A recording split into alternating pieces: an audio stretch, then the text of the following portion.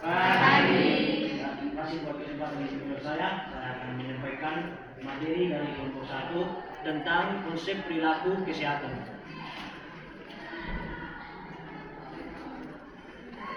Ya, jadi di sini dalam konsep kesehatan itu ada yang pertama membangun gaya hidup sehat untuk kesejahteraan. Jadi bagaimana kita perilaku kesehatan merupakan aspek kunci dalam memelihara kesejahteraan individu dan masyarakat.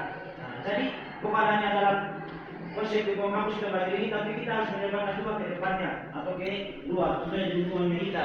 Bagaimana kita bisa menyampaikan apa itu kesejahteraan kesehatan. Jadi di sini presentasi ini juga akan menguraikan konsep dasar perilaku kesehatan dan faktor-faktor yang mempengaruhi teori. Jadi yang akan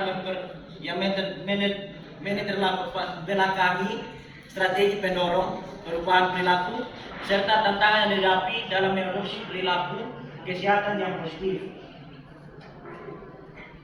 Ya, selanjutnya di sini ada juga perilaku kesehatan. Jadi perilaku kesehatan itu merujuk pada serangkaian tindakan yang dilakukan individu. Jadi semua kegiatan yang dilakukan itu dirangkai dalam satu individu atau kita masing-masing atau diri kita sendiri. Jadi di sini tindakan yang dilakukan individu itu adalah menjaga, mencegah dan memulihkan kesehatan. Bagaimana kita memulihkan, bagaimana cara kita untuk menciptakan suatu tindakan yang bisa mencegah atau menjaga dan memulihkan suatu kesehatan. Nah, terus di sini juga bagaimana kita bisa meliputi pola makan, tingkat aktivitas fisiknya kita, terus pengolahan stres, tidur yang memadai, serta kepatuhan terhadap pengobatan. Jadi hal ini sangat perlu untuk diperhatikan. Nah, di sini juga ada faktor-faktor yang mempengaruhi perilaku dalam kesehatan. Ya, yang pertama itu ada faktor internal. Faktor internal ini adalah bagaimana faktor yang berada dari dalam, berasal dari dalam. Di sini ada 3 aspek yang akan saya bahas, yaitu pertama pengetahuan. Di sini pengetahuan itu tentang dampak dan perilaku terhadap kesehatan. Bagaimana kita memikirkan suatu dampak media terhadap kesehatan itu sendiri. Nah, dan yang kedua itu ada sikap, yaitu di mana pandangan pribadi terhadap pentingnya perubahan perilaku. Apakah dalam kita melakukan pandangan ini ada tidak perubahan yang terjadi pada perilaku sendiri, dari dalam diri sendiri kan? Di sini dibahas dalam faktor internal media. Nah, dan yang ketiga juga berdasarkan keyakinan atau kepercayaan diri dalam menerapkan perubahan perilaku. Apakah kita percaya akan dirinya kita ini kita bisa membuat suatu perubahan atau tidak, begitu. Nah, dan di sini yang kedua itu yang berikutnya ada faktor internal yang kedua. Nah, di sini ada 3 aspek juga. Yang pertama itu lingkungan sosial. Nah, lingkungan sosial itu termasuk dalam norma sosial dan tekanan dan dari lingkungan sekitar. Bagaimana lingkungan sekitar kita itu mendorong kita untuk melakukan suatu aktivitas atau promosi yang dilakukan, apakah itu berdampak atau tidak. Nah, dan yang kedua itu budaya, nilai dan norma mempengaruhi kebiasaan makanan, olahraga, dan perilaku kesehatan. Apakah budaya kita itu dia bisa membantu atau mendorong tidak? Masih ketika yang dilakukan olahraga yang kita lakukan itu dia membantu diri kita itu tidak, dorongan kepada kita bisa terjadi atau tidak. Begitu. Nah, dan selanjutnya di sini yang ketiga dukungan keluarga, pengaruh dan dorongan dari anggota keluarga itu sangat perlu. Jadi tidak mungkin kita juga pasti membutuhkan suatu dorongan dari orang terdekat dari kita. Jadi tidak mungkin kita bisa melakukan satu hal itu berasal dari diri kita sendiri. Pasti ada motivasi yang timbul atau dorongan yang timbul dari luar. Nah, di sini juga dalam kita melakukan hal ini tidak mungkin kita melakukannya dari apa yang kita pikirkan. Pasti ada landasan teori yang kita harus pahami terlebih dahulu. Ya, di sini teori-teori yang perilaku kesehatan itu ada yang pertama teori kepercayaan kesehatan atau healthy belief model, yaitu teori ini menekankan bahwa individu akan mengambil tindakan kesehatan jika mereka percaya bahwa mereka rentan terhadap penyakit tertentu. Tindakan tersebut memiliki manfaat yang signifikan dan hambatan untuk mengambil tindakan tersebut rendah. Jadi bagaimana kita mengetahui apakah diri kita ini rentan terhadap penyakit atau tidak? Kalau diri kita rentan terhadap penyakit, maka kita harus tahu bagaimana kita bisa mengantisipasi penyakit yang akan datang begitu. Nah, terus yang kedua nih teori perubahan tingkah laku atau teori of plan before, yaitu teori ini mencakup 3 faktor utama untuk mempengaruhi niat dan perilaku, sikap terhadap perilaku norma, subjektif, opini orang lain, yaitu kendali perilaku, perspektif tentang kemampuan untuk melakukan perilaku tersebut, yaitu bagaimana kita bisa mempunyai kemampuan untuk melakukan perilaku tersebut itu bagaimana? Kita pahami itu tidak.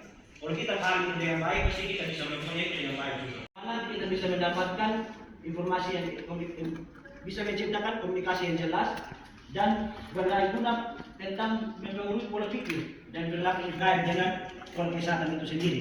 Jadi kalau kita sudah tahu mengetahuinya, berarti individu kita sudah mampu memahaminya.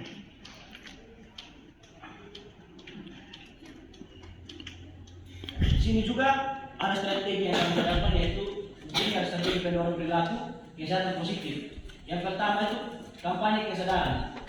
Di sini kampanye kesadaran ini meningkatkan pemahaman tentang isu-isu kesehatan tertentu seperti merokok, obesitas, atau HIV/AIDS. Jadi bagaimana isu itu diciptakan tentang ini bahaya dari rokok misalnya, obesitas itu apa? Itu bisa diciptakan dari kampanye kesadaran. Contohnya seperti kalau teman-teman lihat kampanye tidak harus harus rame di jalan, itu tidak. Contohnya seperti kita lihat di iklan rokok, itu termasuk dalam suatu kampanye dalam hal kecil.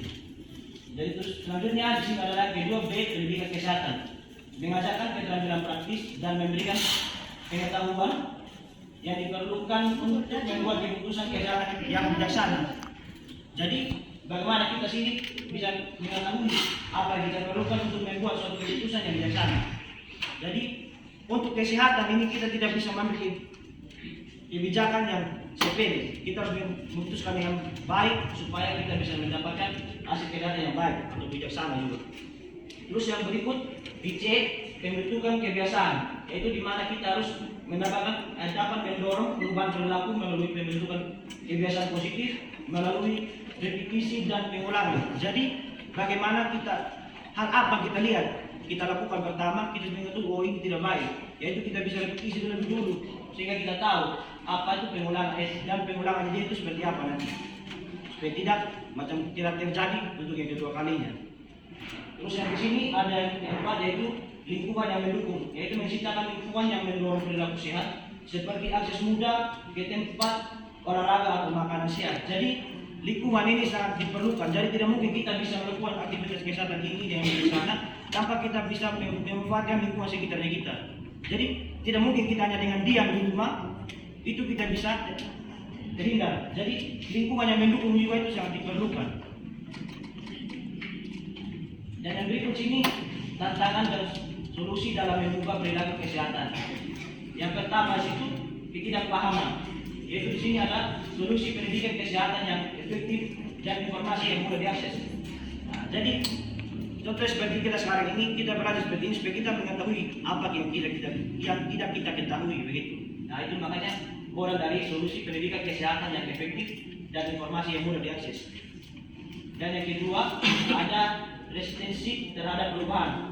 Solusinya itu mengidentifikasi manfaat jangka panjang dan memberikan dukungan emosional. Jadi sebelumnya itu kita harus mengetahui juga dan mengidentifikasi bagaimana jangka panjang dari apa masalah yang kita ambil begitu. Contoh kesehatan kita ambil, jadi kita harus tahu jangka panjang ini seperti apa, sehingga kita tahu bagaimana dia itu memahaminya dengan baik. Dan dukungan emosional juga perlu. Sama saja kita tahu, macam contohnya pengobatan TBC. Nah, kita tahu dia itu sangat lama pengobatannya dia, tapi kita juga memerlukan dukungan sosial, dukungan emosional dari diri kita begitu. Yang berikut ada hambatan lingkungan. Solusinya dia itu menciptakan lingkungan yang memudahkan perilaku sehat seperti jalur sepeda yang aman atau pilihan makanan yang sehat dan yang terjangkau. Jadi kalau hambatan lingkungan itu, solusinya itu bagaimana kita menciptakan lingkungan yang mudah. Contohnya seperti kita di area seperti lingkungan kampus begini tuh, misalnya teman-teman tinggal di area kampus. Kalau memang hambatannya itu di lingkungannya kita bagaimana, kita kan solusi yang baik. Contohnya kita bilang di jalur untuk bersepeda aman. Contohnya kita pagi-pagi kan itu baru terlalu ramai, kita bisa bersepeda atau jogging santai, jalan santai, itu merupakan hal yang termasuk dalam solusinya dia. Kesimpulan yang kami ambil di sini yaitu perilaku kesehatan itu memiliki dampak besar pada kesejahteraan individu, masyarakat secara keseluruhan, dan memahami faktor-faktor yang mempengaruhi perilaku kesehatan dan menerapkan strategi yang tepat dalam membantu kita membangun gaya hidup yang sehat. Terima kasih.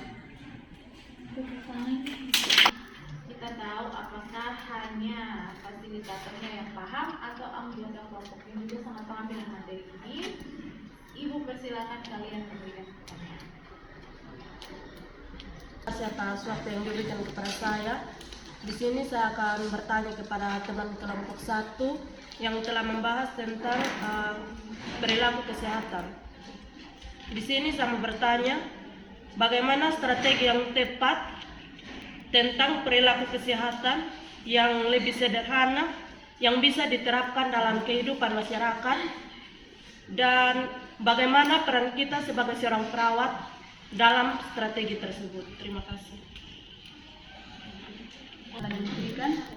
Di sini saya mau bertanya tentang peran edukasi yang tentang dampak dengan cara mengadopsi perilaku sehat.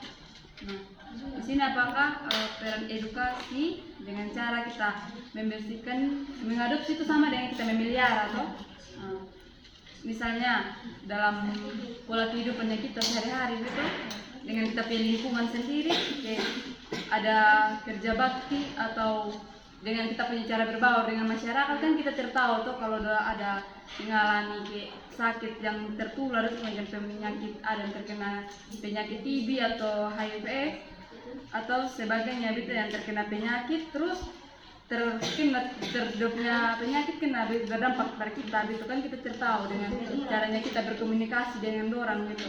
Di sini saya mau tanya, kan di situ contohkan tentang mengadopsi, kan memelihara itu perilaku sehat. Misalnya kalau kita terkena itu bagaimana sih kita punya cara atau kita strategi atau dampak kita punya apa sendiri inisiatif itu untuk tetap mengadopsi itu kesehatan.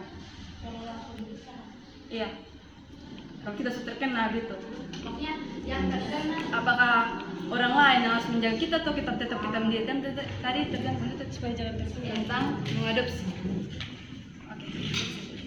Nomor 2, ya, saya ingin bertanya tentang teori-teori perilaku kesehatan. Di situ membahas tentang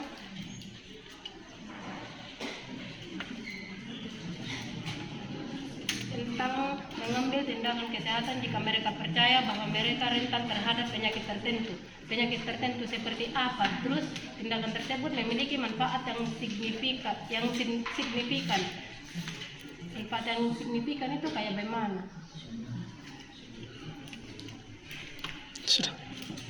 Penularannya dia seperti apa, seperti itu. Jadi kita belajar ini bagaimana kita memberikan pola hidup yang sehat, keterampilan menjaga kehidupan kita itu bagaimana. Gitu. Jadi bukan berarti saat kita melakukan ini berarti ada penyakit yang timbul begitu, baru kita melakukan kesadaran ini. Tapi bagaimana kita membuat suatu pola kesadaran kesehatannya di lingkungannya kita begitu. Tapi kan di slide ada itu yang membahas tentang penyakit tertentu. Itu maksudnya itu saya bilang tuh macam contoh kita bagaimana kita mencegahnya dia. Gitu.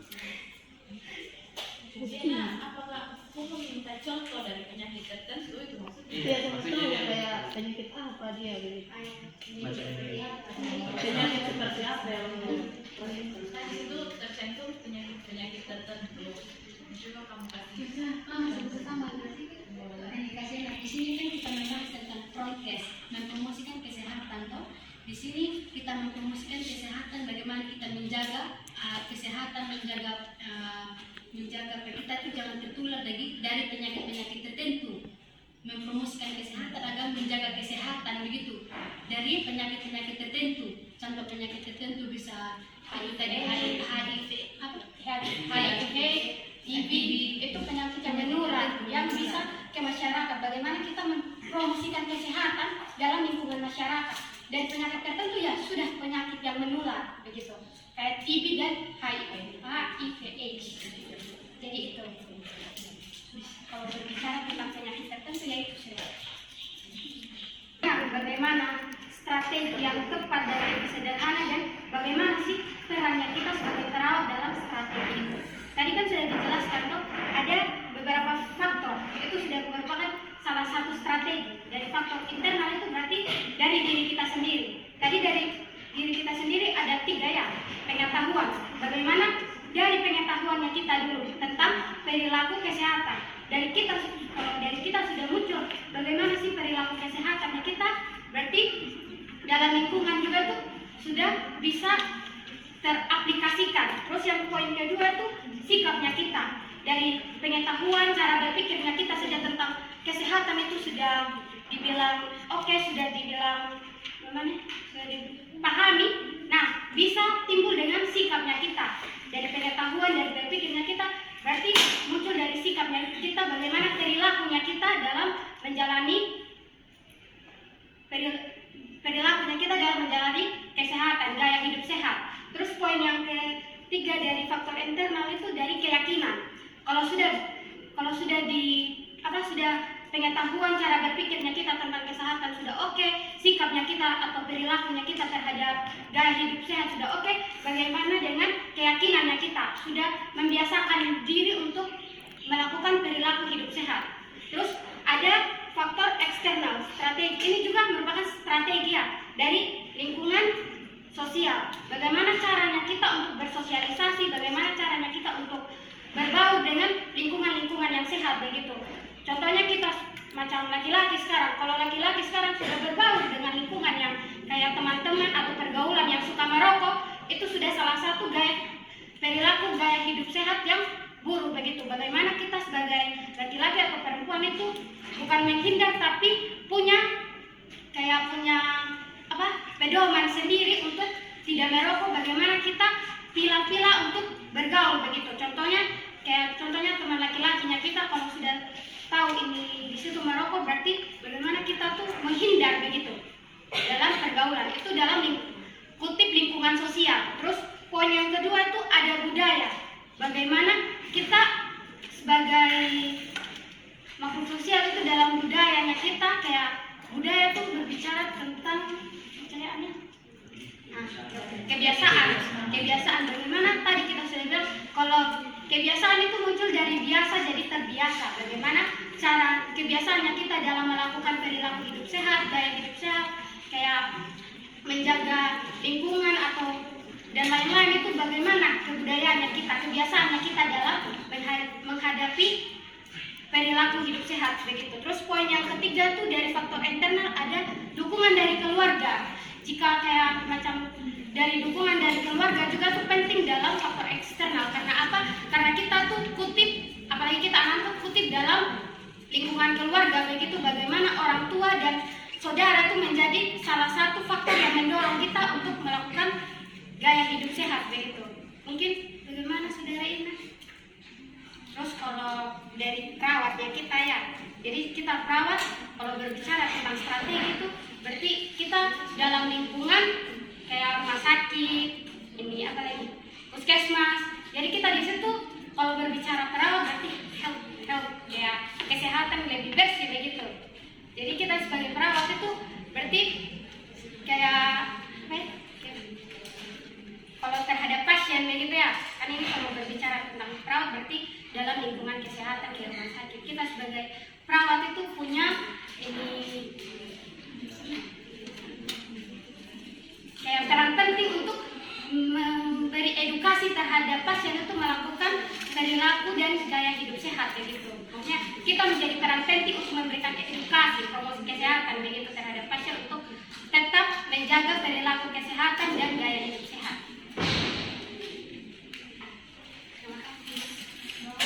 Kalau menurut saya ini dari keluarga juga bisa merawat, dan diri sendiri juga bisa merawat, dan bagaimana ini ya sudah cara ini perilaku kita, hidupnya kita sehari-hari itu, mas kita harus tahu jangka waktu ini penyakit yang kita alami begitu.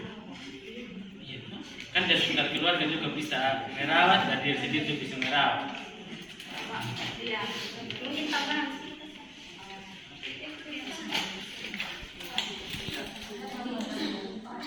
Jadi kalau berbicara tentang penyakit TB berarti dia menular ya. Kalau berbicara tentang itu, kita juga dari diri kita sendiri dulu. Kita tahu apakah penyakit itu menular atau tidak begitu. Jadi kalau sudah tahu menular, ya bagaimana kita harus menerapkan batuk efektif. Itu sudah salah satu kayak perawatan dari diri kita sendiri begitu. Kayak batuk efektif dan itu sudah salah satu ya. Kalau dari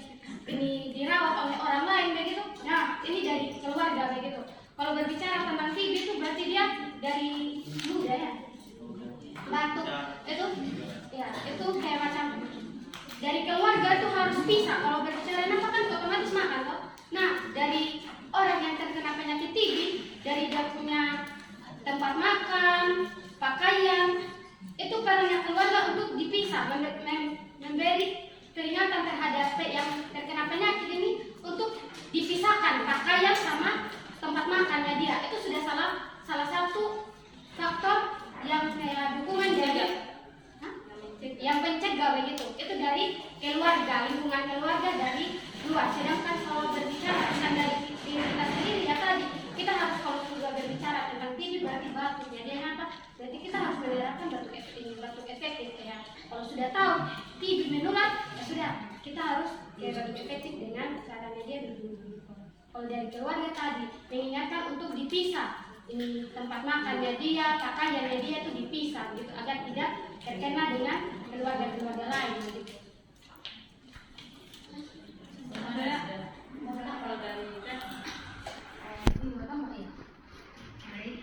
Kita kembali lagi tadi di sini kita membahas tentang promosi kesehatan. Yang aslinya tadi apakah ketika kita tertular penyakit apakah kita perlu orang lain atau tidak? Yang jelas kita perlu orang lain untuk bantu kita dalam proses penyembuhan ketika kita sudah tertular dari penyakit.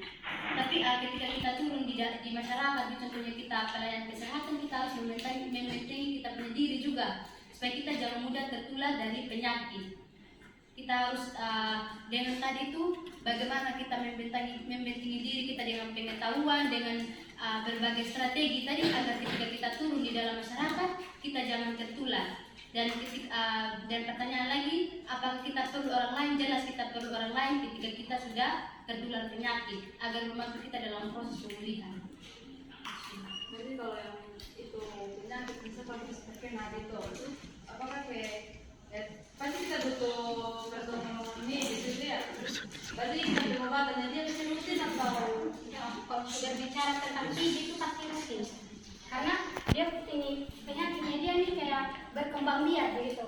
Kalau seandainya kayak ini kan penyakit dia cara penyembuhannya dia pemberian obatnya dia kan harus rutin begitu. Kalau seandainya tidak rutin maka penyakitnya virusnya dia akan resistensi terhadap obat, kekebalan terhadap obat. Jadi dia harus kalau seandainya sudah di pertengahan sudah berhenti otomatis dia harus mengulang lagi pengobatan awal lagi. Jadi begitu. Terima kasih Gida. Jadi dari penyampaian tadi kasih pertanyaan saya itu kan dari bagian edukasi kita di bagian A, edukasi kesehatan dia itu. Jadi itu kalau sudah lihat dari berbaik kan kan sudah jelas edukasi kesehatan itu memberikan informasi yang akurat tentang dampak perilaku pada kesehatan. Jadi bagaimana edukasi yang kita dapat dari kesehatan ini, apakah informasinya itu benar, akurat, dan dampaknya dia terhadap perilaku dalam kesehatan kita itu betul atau tidak begitu? Apakah contoh seperti penyakit TB atau HIV yang dibahas atau apakah ini ketika kita bertemu dengan orang penyakit TB begitu, apakah kita harus berhadapan ngomong langsung atau tidak begitu? Nah, sedangkan informasi dia itu bahwa kalau kita bertemu dengan orang penyakit TB, kita tidak diharuskan untuk berbicara itu dengan saling berhadapan, ataupun kita berbicara itu kita harus memberikan juga arah angin. Karena kalau ketika kita berhadapan dengan berbicara atau dan arah anginnya juga itu mengarah kepada kita, itu sudah bisa langsung rentan untuk terkena virus penyakit TB. Nah, itu salah satu bagian dari bagaimana cara kita bisa menghindari penyakit TB. Nah, itu dari bagaimana informasi kita lihat. Terus di situ juga ada cara mengadopsi perilaku kesehatan. Jadi ketika kita tahu penyakit TB itu dia bisa terjadi kepada kita itu penyerapan, ludah, atau berbicara di orang itu bagaimana. Jadi hal yang paling pertama dilakukan itu bagaimana kita penyerapan atau mengadopsi perilaku sehat. Jadi oh ya saya ini kayaknya saya minum tubuh ini kurang. Jadi saya ini harus jaga kesehatan saya. Contohnya saya beristirahat yang cukup, berolahraga yang seperlunya, dan bagaimana kita bisa mengetahui juga perilaku orang lain begitu. Contohnya oh ya kita harus jaga orang itu, kita harus membandingkan juga. Jadi bukan hanya kita melihat diri sendiri, tapi membandingkan bagi dia pola hidup begini. Berarti saya juga tidak boleh kayak begini. Kalau saya kayak begini berarti contohnya saya ini bisa terkena penyakit sama seperti dia. Jadi itu peran dari bagaimana edukasi dalam kesehatan. Terus seperti tadi kalau yang contoh dari tim berikan itu, kalau contoh dia paling singkat begini. Contohnya kita mau pergi berperang begitu. kita sudah memberikan strategi. Kita lawan sama contoh saat yang ini Jess mau berperang tuh. Sama yang bisa misalnya saya menggunakan strategi bentuk T, dia menggunakan bentuk S tuh. Ketika saya menyerang, tetapi selama saya menyerang ini kita bertempur terus, tapi tiba-tiba sang pasukan dia mundur begitu. Sang pasukan mundur. Langkah berapa bulan begitu, kita mengadakan perang kembali, tapi saya menggunakan strategi yang sama. Misalnya saya menggunakan strategi T kembali. James tahu, oh iya, strategi T-nya dia ini memang di bagian sini, berarti saya ubah strategi. Begitu sudah. Jadi kalau ketika kita mengonsumsi obat dan kita berhenti tiba-tiba, berarti itu resisten obat itu sangat tinggi. Apalagi pengobatan dalam ini penyakit TB ini jangka paling 6 bulan. Jadi itu ada 3 proses tahap pengobatan lagi. Jadi itu kalau kita tidak bisa melakukannya dengan baik, itu bisa menular kehidupan kita. Jadi kalau memang teman-teman sering lihat tentang promosi kesehatan, tentang bagaimana kita bisa menghindari penyakit TB itu, karena itu kita di sini sendiri saja itu sangat tinggi. Begitu. Terima kasih. Yang fasilitatornya siapa? Yang mengajar siapa? Mana saya di depan?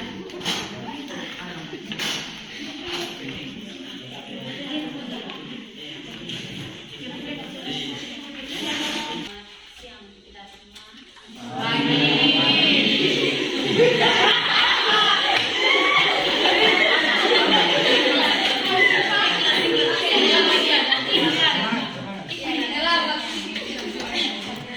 Dan kita tidak nervous nanti, biar saja. Jadi selamat apapun jawab aja selamat itu. Ulang sudah ulang. Nanti saya cut bagian itu. Ulang. Selamat pagi kita semua. Kita akan menjelaskan tentang konsep komunikasi dalam promosi kesehatan. Yang pertama kita akan menjelaskan pengertiannya. Konsep promosi kesehatan adalah masyarakat yang mampu untuk memiliki kontrol terhadap determinan yang dapat mempengaruhi kesehatan mereka sesuai dengan visi promosi kesehatan, yaitu mau dan mampu memelihara serta meningkatkan kesehatannya. Promosi kesehatan mempunyai isi utama untuk memampukan masyarakat. Jadi ada 6 konsep promosi kesehatan. Yang pertama itu menerapkan perilaku hidup bersih dan sehat. Yang kedua, mencuci tangan menggunakan sabun. Yang ketiga, mengkonsumsi makanan seperti buah-buahan dan sayur. Yang keempat, tidak membuang sampah sembarangan. Yang kelima, melakukan kerja bakti untuk menciptakan lingkungan sehat. Yang keenam, menggunakan pelayanan kesehatan. Jadi ada 2 peran komunikasi dalam promosi kesehatan. Yang pertama itu ada etos komunikator. Jadi kalau etos sendiri itu berarti ini lah ya. Kalau komunikator itu kan pembicara. Jadi contohnya itu seperti kalau ada perawat dalam bersosialisasi, apa yang dia bicarakan itu, apa yang dia sampaikan itu dapat mendorong masyarakat itu secara langsung untuk berubah. Kalau bicara tentang sikap komunikator itu dia lebih cenderung kepada diri sendiri. Bagaimana sikap dia untuk meningkatkan komunikasi yang baik ketika dia menyampaikan materi yang ingin dia sampaikan kepada masyarakat. Jadi ini ada dalam etos komunikasi ada beberapa faktor yang mendukung. Yang pertama itu kesiapan. Yang kedua kesungguhan. Yang ketiga ketulusan. Yang keempat ketenangan. Yang kelima keramahan. Yang keenam kesederhanaan. Dan ini ada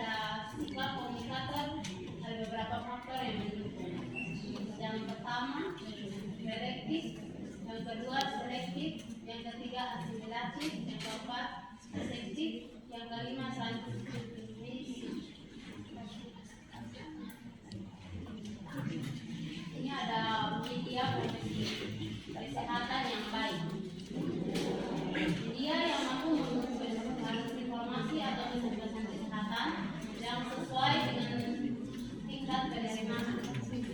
Yaitu ada 3. Yang pertama media cetak, media elektronik, dan media papan. Jadi kita masuk ke media cetak. Jadi ada 6 bagian. Yang pertama dalam bentuk buku, baik berupa tulisan maupun gambar. Yang kedua atau brosur berupa lembaran yang dilipat. Yang ketiga dalam bentuk lembar balik. Ya, lembar balik.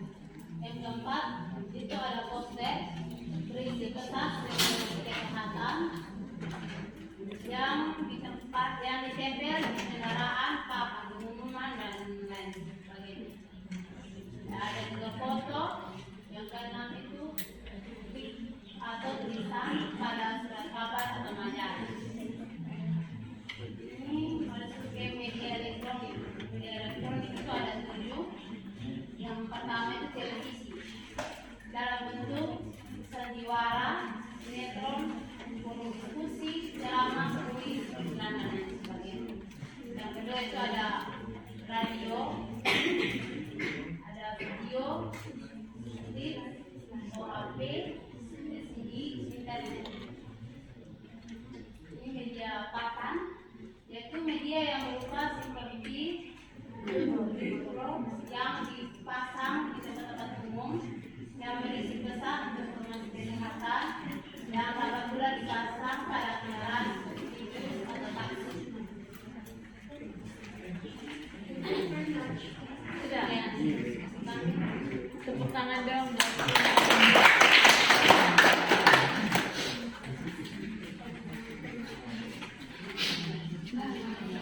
Terima kasih untuk fasilitatornya yang sudah menyampaikan materi. Silakan duduk, Bu.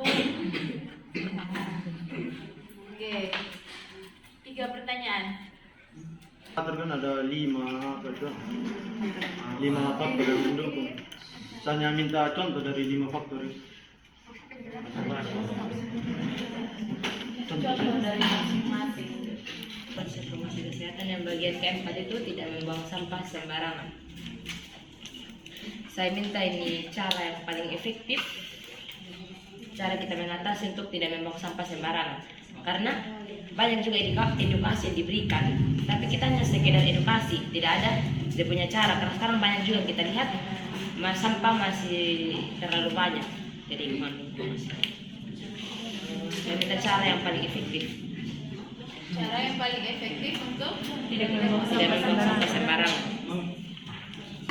Berarti tadi ada komunikator yang menyampaikan komunikasinya dia. Nah, di sini saya mau bertanya, bagaimana sih perannya komunikator dalam melakukan komunikasi atau dalam melakukan promosi kesehatan pada daerah yang terpencil yang belum memahami dan memahami bahasa dan masih terikat dengan bahasa daerahnya dorang dalam kebiasaan lingkungan sehari-harinya dorang. Bagaimana sih perannya komunikator gitu, supaya narasumber atau apa tuh paham dengan apa yang disampaikan oleh komunikator.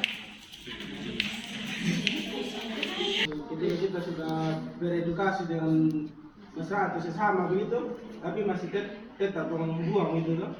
buang sampah.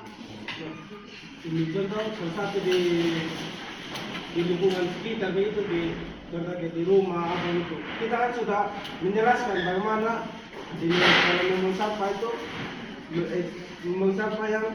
membuang sampah sembarang gitu.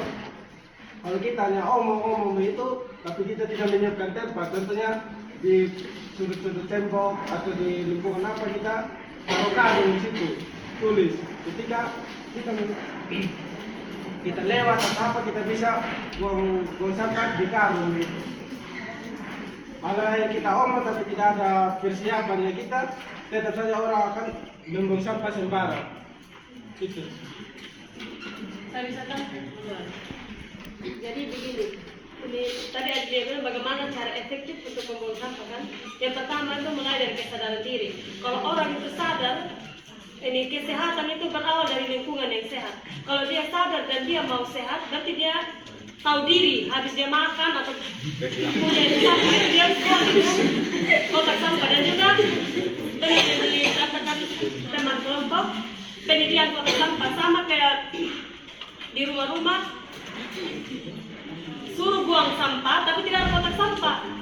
Jadi perlu kesiapan dalam rumah begitu. Jadi kalau mau ini siap dos mungkin, karung. Jadi ada sampah dari dalam rumah kita bisa buang di luar tempat-tempat yang sudah disiapkan yang agak jauh sedikit dari rumah begitu. Supaya jangan lalat yang berkumpul lagi. Seperti itu. Komunikator menjelaskan tidak hanya dengan komunikasi yang efektif. Jadi bisa menggunakan ini booklet, leaflet atau flipchart, poster atau foto. Itu untuk yang tidak memahami tentang komunikasi yang efektif. Sampai ya. Tapi kata Sama ya. Dan di sini saya tidak tanya tentang peran komunikator tersendiri, tapi di bawahnya dia ada lagi pertanyaannya dia yang bersangkut pautan. Katanya bagaimana sih komunikator itu kan promosi kesehatan bukan hanya pakai ini, biasanya langsung dikunjungi dan memberikan edukasi dan kayak apa. Nah di situ saya mau tanya, kayak komunikator nih datang di tempat yang terpencil, yang memang masih menggunakan bahasa dari orang, bahasa daerah dari orang yang digunakan dalam lingkungan sehari-hari. Nah saya tanya di sini perannya komunikator dalam menggunakan komunikasi yang efektif supaya narasumber itu bisa memahami apa yang disampaikan komunikator. Kalau berbicara tentang leaflet, saya mengerti ini tentang media cetak saja, pembagian brosur terhadap masyarakat yang memahami, tahu baca dengan ini apa, memahami gambar dan apa semua saya tahu. Sini bagaimana si komunikator berbicara menggunakan bahasa jadi Kan kita komunikasi. ini orang yang di pedalaman yang tidak memahami komunikasi yang efektif. Jadi ini narasumber atau komunikator bisa menggunakan media cetak seperti ini tadi. Iya, saya mengerti. Sabar teman-teman. Coba kita katakan mempunyai pertanyaan katakan. Begini. Adik kan tanya kalau kita ke daerah terpencil seperti itu kan. Jadi begini, otomatis kalau kita mau mengadakan edukasi di suatu daerah yang terpencil, kita temui dulu kepala daerahnya. Pertama kita temui kepala desa. Karena kepala desa makin banyak kesibukan, mungkin dia suruh kepala lingkungan. Otomatis kepala desa atau kepala lingkungan itu sudah punya pengetahuan lebih dari itu masyarakat. Jadi kita sampaikan duluan di kepala lingkungan. Otomatis kepala lingkungan itu pasti tahu berbahasa daerah karena itu dia punya daerah. Jadi kita jelaskan di dia, nanti dia yang anggap saja dia translate. Dia memberikan dia translate apa yang disampaikan oleh yang membawa edukasi itu, nanti dia translate ke bahasa daerah, dia kasih pemahaman untuk ini masyarakat sendiri di desa itu.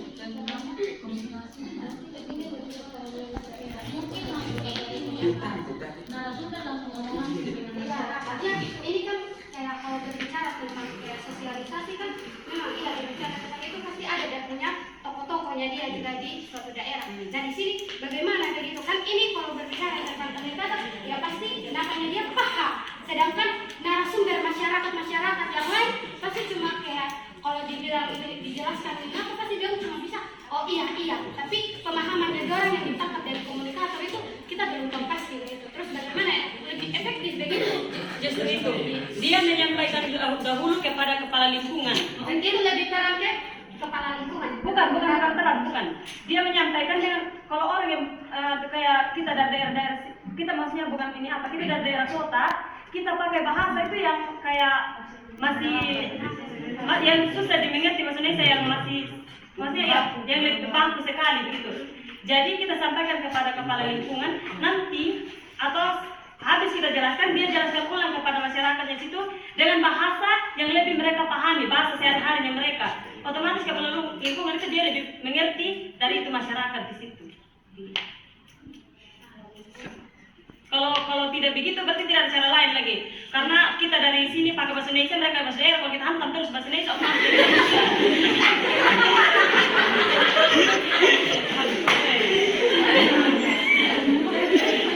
Dia kalau pegawai prokes habis deh ya. Dorong tidak akan bertanya dengan dia semua. Jadi maksudnya itu kan media itu perantara. Nah, kepala tokoh-tokoh masyarakat itu perantara, dorong itu media penyampaian informasi dari narasumber. Jadi bisa mereka tuh diundang pada saat ada pertemuan untuk melakukan edukasi atau prokes. Jadi si narasumbernya menjelaskan pakai bahasa Indonesia dan yang translatornya menjelaskan pakai bahasa daerah. Gitu. Ketika ada pertanyaan dia mentranslatkan ke bahasa Indonesia ke narasumbernya. Ya, itu sudah dibicara. Jadi tokoh-tokoh masyarakat itu maksud temanmu tuh media perantara agar pesannya itu sampai ke masyarakat. Ya. Terakhir. Baiknya, yaitu audiens tunggu.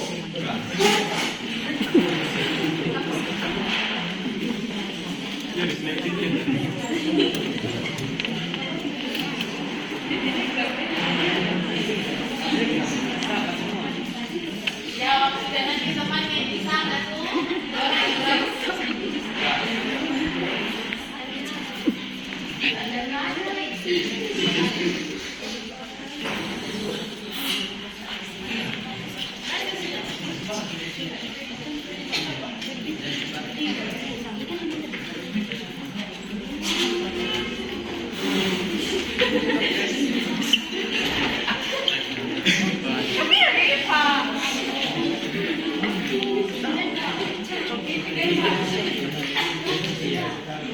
Contoh dari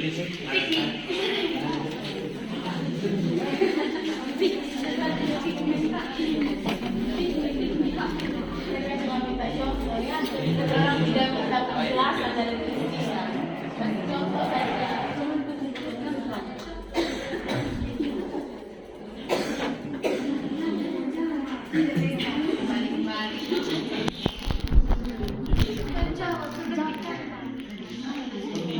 Dari komunikator adalah contohnya dia dari reseptif. Kita tahu kalau reseptif itu ini kesadaran. Contohnya kesadaran suatu masyarakat tidak membuang sampah sembarangan tempat.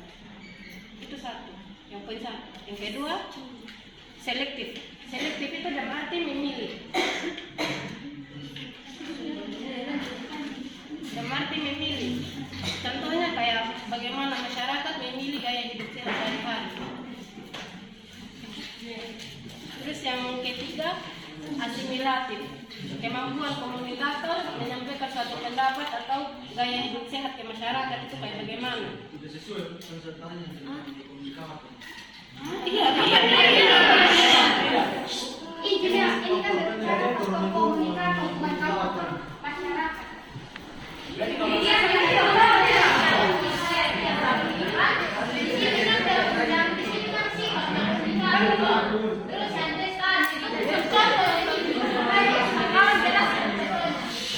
itu dari disampaikan sikap Komunikator atau masyarakat membuang sampah. Itu kan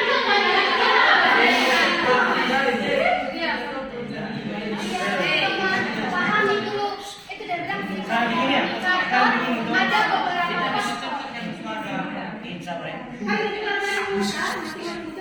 Iya toh, sabar ya, jelaskan ya. Kan begini ya, dalam sikap penyampaian, dalam sikap komunikator tuh ada beberapa faktor yang mendukung, yaitu reflektif itu 5 bagian itu. Jadi situ dijelaskan bahwa dalam sikap komunikator, berarti dari sikap komunikator, bagaimana dia menyampaikan itu pendapat. tadi saudara Jena bilang Bukan berarti membuang sampah. Tidak, pertanyaannya dia kan bilang kayak gini. Iya, contohnya. Iya, betul.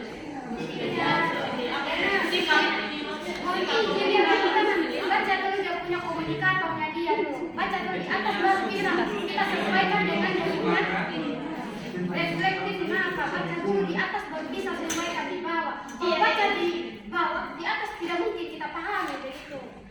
Duluan kan di atas baru di bawah.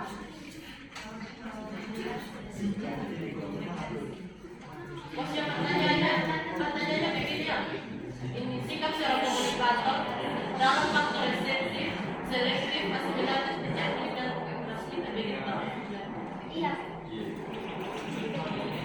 Siapa yang bisa menjabarkan sesuai dengan poin di atas?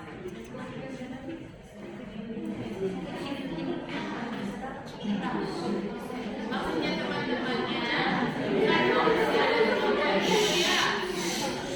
Dia punya judul apa dong di atas? Contohnya dari judul itu mengarah ke istilah-istilah.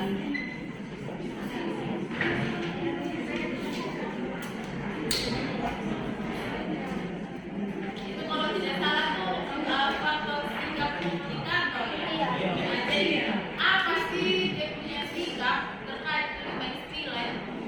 Maksudnya itu. Mau jawaban apa hampir sama kita yang iya punya jawaban teman karena itu kan salah satu yang bersikap apa tuh sikap dari komunikator. Dia kan tidak bisa berbahasa tapi dia memilih media lain itu kan salah satu sikap dia. Berarti dia menjawab jawaban yang ini sama seperti itu tadi. Kalau yang itu berarti jawabannya apa itu sombong tadi. Tadi dia nak umur lebih ke perilaku kesehatan, perilaku sikap.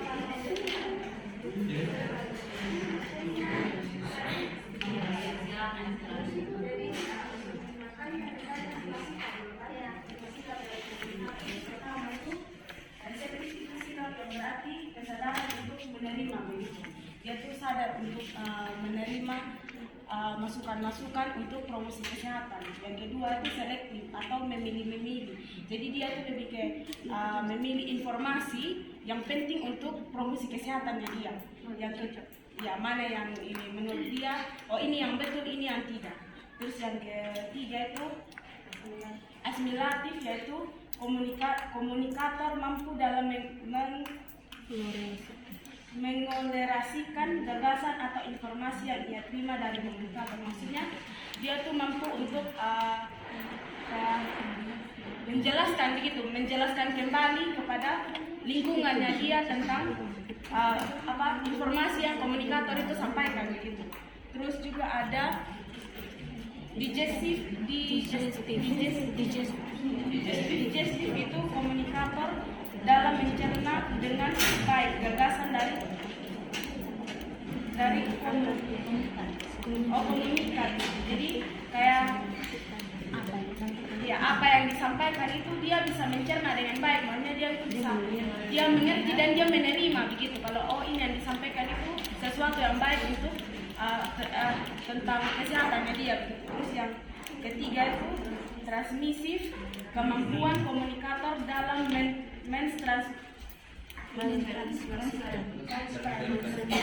mentransmisikan konsep yang telah ia formulasikan secara efektif. Itu kayak penerapan begitu ya dia. Jadi lebih kayak transmisi itu kayak kemampuannya si komunikator itu menerapkan informasi atau promosi kesehatan yang telah dia sampaikan itu secara efektif gitu, kayak secara baik gitu. Siapa nanya?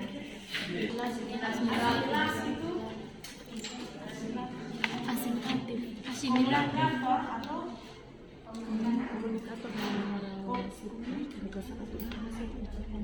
maksudnya komunikan mampu dalam menjelaskan gagasan atau informasi yang ia terima dari komunitor. Maksudnya komunikan itu kan kayak kita yang penerima begitu, penerima informasi. Jadi si penerima informasi ini mampu menjelaskan kembali lagi informasi yang dia dengar dari komunikator.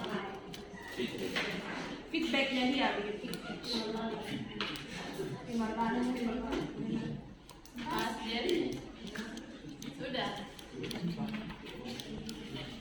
Sudah ya? Tepuk tangan.